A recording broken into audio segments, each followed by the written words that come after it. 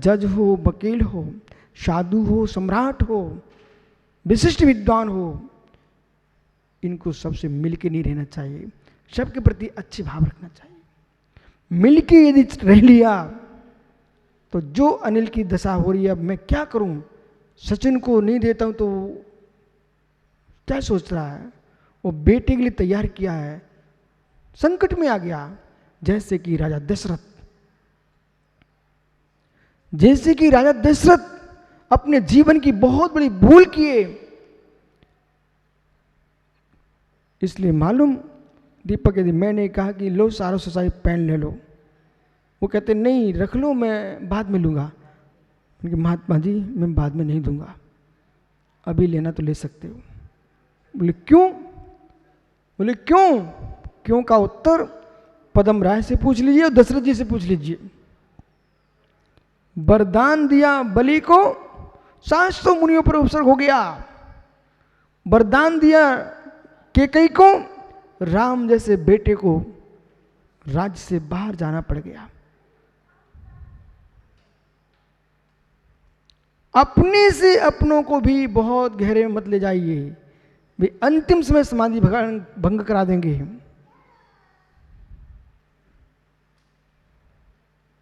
अपने अंदर के निर्णय इन किसी को बताना भी नहीं। सबके साथ रहो, बात्सल्य के साथ रहो, शल्य के साथ नहीं। विराजो ज्ञानी। अनिल क्या करोगे? कष्ट में आए कि नहीं आए? आ गए ना? दूरी बनाइए, दूरी बनाइए सबसे। पर कह के दूरी नहीं बना, ये कह कर दूरी बनाते हुए तो पागल लोग हैं, मतलब बुद्धि उनके पास है ही नहीं है। तुमने तो अभी शत्रु बना लिए। कहना कुछ नहीं है, बात्सल्य के साथ रहना है, परंतु दूरी इसलिए बनाना है कोई शल्य ना लग जाए।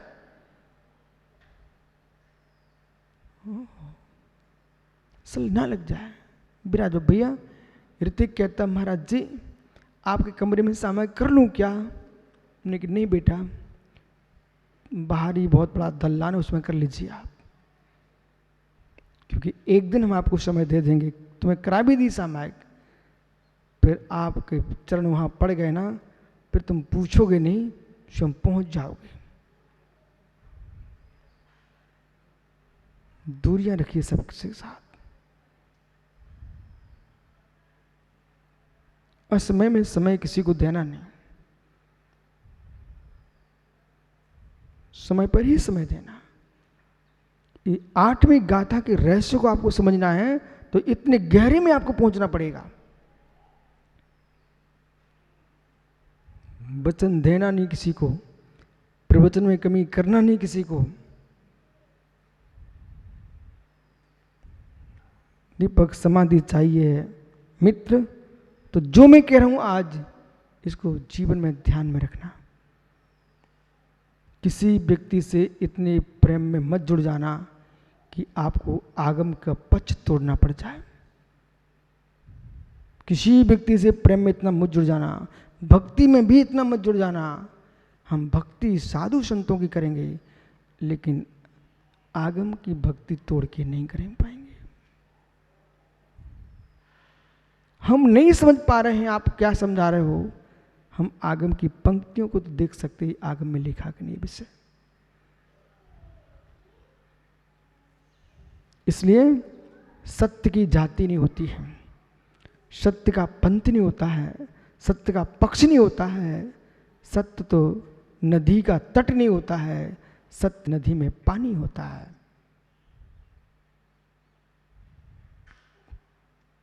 सत्य नदी का पानी है, यह तट पानी नहीं, वह तट पानी नहीं। सत्य तो क्या है? दो दृष्टियों से युक्त पुरुष के समान सत्य है।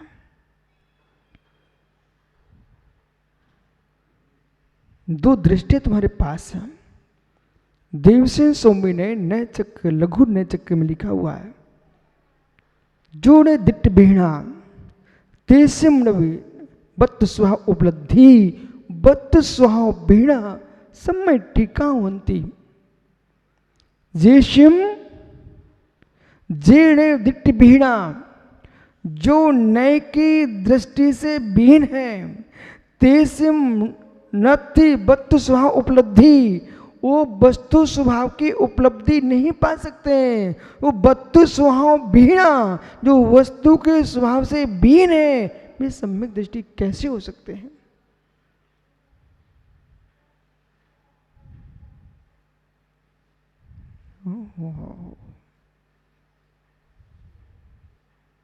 सब पर वात्सल्य बरसाना,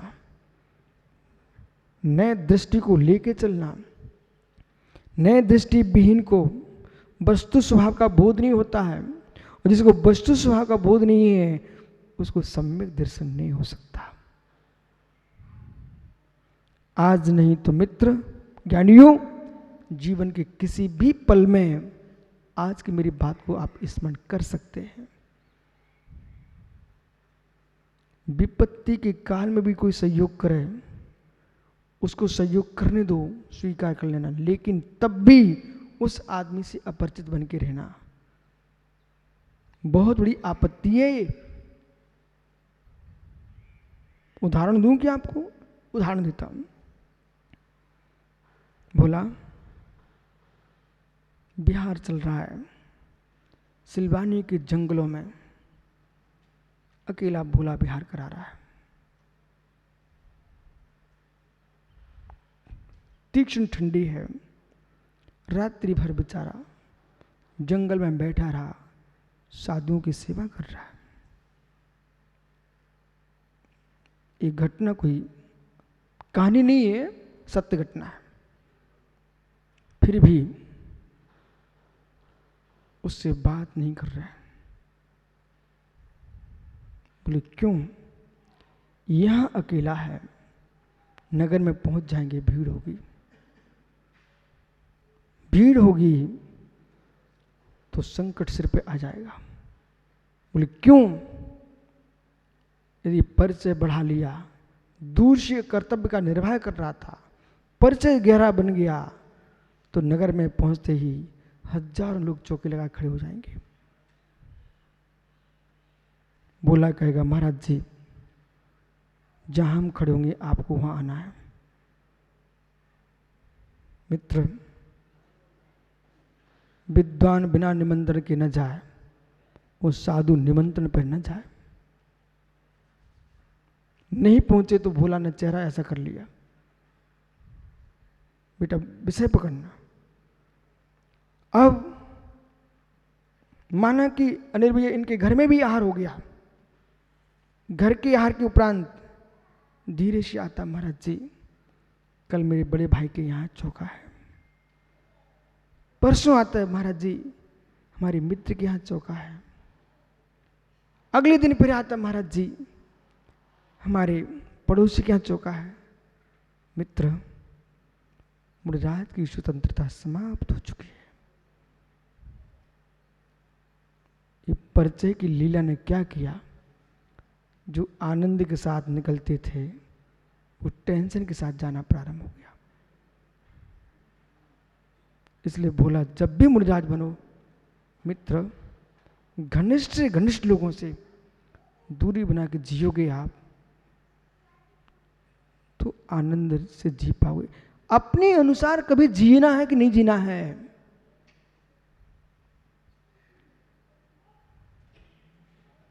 अपने अनुसार जीना है तो फिर आगम कह रहा है लोभ का प्रत्याख्यान, हास्य का प्रत्याख्यान, क्रोध का प्रत्याख्यान, भय का प्रत्याख्यान, अनुबीजी भाषण, मात्र अनुबीजी भाषण जैसा शास्त्र में लिखा है उतना ही कहना है। उसे तुम जितनी अच्छे तरीके से समझा सकते हो आप समझाइए। जैसे यदि अनिल ने 16 का भोजन का नियम ले लिया, अनिल ने 16 के भोजन का नियम ले लिया, वो अनिल आपके पास आता था, लेकिन सोचा अब हमारा मित्र है, सोनू भाई, तो मैं भैया ये मेरा आटा है, आप इसका 2 रोटियां बनवा दीजिए। सोनू कहता नहीं, सुनो भैया अनिल, 2 रोटी में क्या होता है इतने आटे से, मैं कुछ अपने घर का मिला। अरे नहीं भैया नहीं, ठहरो, आपको बनाना है तो 2 इतने आटे में जितनी बने उतनी बना दो, इसमें एक अंश नहीं मिला देना। यदि मिला दिया अनिल तो क्या होगा, आपका सोले का नियम था, चक्की का शुद्ध आटा था आपका, तुरंत आप चीख पड़े, भैया सोनू ठहरो ठहरो। एक बार सोलापुर में कभी कभी कैसी घटना घटती है वो उदाहरण बन जाते हैं। कपूर चंद घोरा आपके टीकमगढ़ के, सोलापुर में चातुर्मास चल रहा था सुब्र सागर, वे शाम को पहुंचे, बोले महाराज जी ने क्या हुआ, बोले भोजन तो नहीं करना, मेरे पास द्रव्य है। तो ट्रस्टी खड़े हुए थे, बोले क्या हुआ भैया, बोले हमारे पास आटा है, ये घी है, दाल है, आप हमारी सामग्री बना के, कुछ नहीं हमको तो रास्ते में जाना है, हमारी पुड़िया बनवा दो बस। बोले नहीं हमारे यहाँ, बोले भैया हाथ जोड़े तुम्हारे, हम आटा वापस कर दो। वो बुंदेलखंडी बोलने लग गए, मतलब उन्होंने उनका कुछ भी नहीं लिया, स्वयं के आटे की बनवाई और रखवा के चले गए। अब यहाँ विषय पकड़ना अनिल भैया कि जैसे अनिल का सोले के भोजन का नियम था, वो अपने पास का आटा, वर्तमान में जो आटा की मर्यादा मात्र 3 दिन है, और 3 दिन से आपने 1 घंटा भी बढ़ा दिया, वो सारा भोजन अवक्ष है और साधु को दे दिया तो मांस देने का दोष लगेगा। जैसे 3 दिन से अधिक मसाला आटा तुम दे नहीं सकते किसी को, आप उतने प्रयोग करो भाई जितना मर्यादा में हो। अब अनिल ने तुरंत कहा भैया नहीं नहीं नहीं नहीं, नहीं हमारे आटे में आप आटा नहीं मिलाना। ओहो, सोले के आटे की इतनी कीमत थी, सोनू तुमको 2 रोटी मेरी बनवाना तो बनवा दीजिए बराबर। जब मित्र आप अपने सोले के आटे के मात्र 2 ही रोटियां खाना पसंद करते हो, बाकी के आटे को नहीं मिलाने दे रहे हो, तो मैं विशुद्ध सागर, मेरे पूर्वाचार्यों ने जो लिखा है मैं वही आगम मानता हूं। हम मिलावटी आगमों को आटा में मिले हुए असोले के आटा को मिला करके मेरे मित्र में अभच्छ खाना पसंद नहीं करता हूं।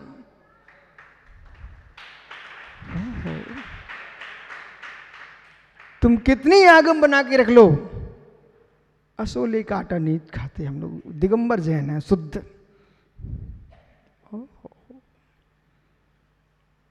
अब इनको सारस्वत को समझ को चाहिए भाई, भी देख लें।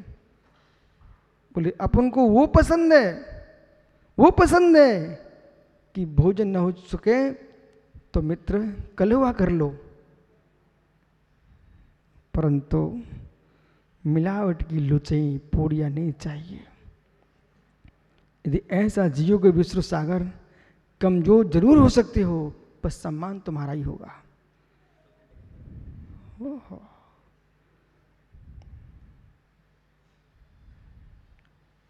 बाहर का आटा नहीं मिलाना, बाहर का आटा नहीं मिलाना, बस ये पकड़िए है विषय को। पहले मूल आगम दिखाओ, फिर चिंतन के आटे आप रखिए अपने पास। इसलिए संदीप ये परम सत्य है, प्रथम गाथा से लेकर के अंतिम गाथा तक ग्रंथ का अध्ययन होना चाहिए। एक गाथा यहाँ की पढ़ी, 2 गाथा वहाँ की पढ़ी, वो कभी सृष्टो श्रेष्ठ वर्ग ज्ञाता नहीं बन सकता। विषय की पुष्टि के लिए आगम को मत खोजिए। चक्रे से विशेष शब्द पकड़िए मित्र, बेटा अपने विषय की पुष्टि के लिए आगम की गाथा मत निकालिए, आगम की पुष्टि के लिए संपूर्ण आगम को पढ़िए। अपने विषय की पुष्टि के लिए गाथा विशेष निकाल के तुम दिखा सकते हो, लेकिन गाथा के आगे क्या था, पीछे क्या था, संदर्भ क्या था, इसे भी समझिए। सुचिर भूमि गतंतोयम, सुचिर नारी पतिव्रता, सुचिर धर्म प्रो राजा, ब्रह्मचारी सदा शुचि। सुनिए, एक कातंत व्याकरण का श्लोक है। अब चक्रेश खड़े हो जाइए महात्मा जी। हे मित्र, क्या इस श्लोक का अर्थ ठीक ही है? अच्छा ठहरिए, जब तक बैठना न कह दूं तब बैठना मत। हे मित्र चक्रेश भाई, ये कातंत व्याकरण में श्लोक आया क्यों?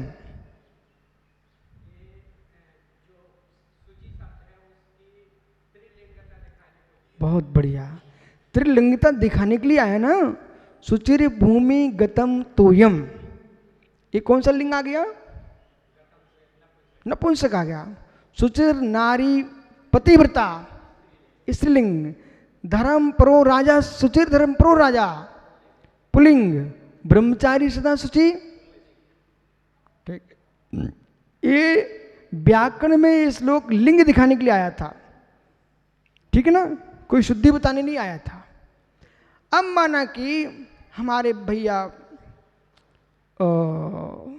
भोला जी सोच का लोटा लेके गए और सीधे उन्होंने लोटा पटका, हाथ भी नहीं धोए, वे गंदे। और अनिल से कह रहे, अनिल भाई ये कलश दो मुझे। काहे का? भगवान के अभिषेक का, न स्नान, गंदी के हाथ भी नहीं धोए। और कहता लोटा दीजिए मुझे। बोले क्या करने वाला भाई? बेही कुर्ती पजामा पहन के आ गया। बोले अभिषेक करना है। बोले भाई हमारे यहाँ ये नहीं चलता, आप पहले शुद्धि कीजिए, शुद्धि कीजिए और आप स्नान आदि करके सोले के वस्त्र हैं तभी हम आपको कलश दे पाएंगे। बोले आपको मालूम नहीं है मैं ब्रह्मचारी हूँ? तो क्या हुआ ब्रह्मचारी हो? सुचिर भूमिगतम तोयम, सुचिर नारी पतिव्रता। हो और क्या है? सुचिर धर्म प्रो राजा, ब्रह्मचारी सदा शुचि। ऐ ब्रह्मचारी सदा शुचि जो है वो भाव शुद्धि की व्याख्या है, न कि द्रव्य शुद्धि की व्याख्या है। इसलिए ये सूत्र का दुरुपयोग मत कर लेना कि आप शुचि हो। आपको मल के हाथ धोना ही पड़ेंगे, स्नान करना ही पड़ेगा, तभी भगवान का अभिषेक करने को मिलेगा। न कि ब्रह्मचारी सदा शुचि बिगर सोले का चौके में घुस गया और कहता माँ भोजन करा। बोले क्यों? बोले ब्रह्मचारी सदा शुचि। इसलिए आपको प्रमाण दिखाने वालों से भी कहना पड़ेगा थोड़ा बुद्धि और दिखा। दीपक में जान के बोल रहा हूं, जो प्रमाण दिखाते ना उन्हें प्रमाण की प्रमाणिकता भी दिखाना पड़ेगी। जहां से प्रमाण दिखाते हो मैं सब देख चुका हूं, इसलिए तुम प्रमाण दिखाने के साथ तुम्हें ये बात सही है कि हमारे भोला भैया जाएं सोच का लोटा लेकर के भगवान पर ढार दें और क्या शुचि ब्रह्मचारी सदा शुचि? सही है ना? बिल्कुल सही नहीं है। ब्रह्मचारी सदा शुचि का मतलब था उसकी भाव पवित्र है।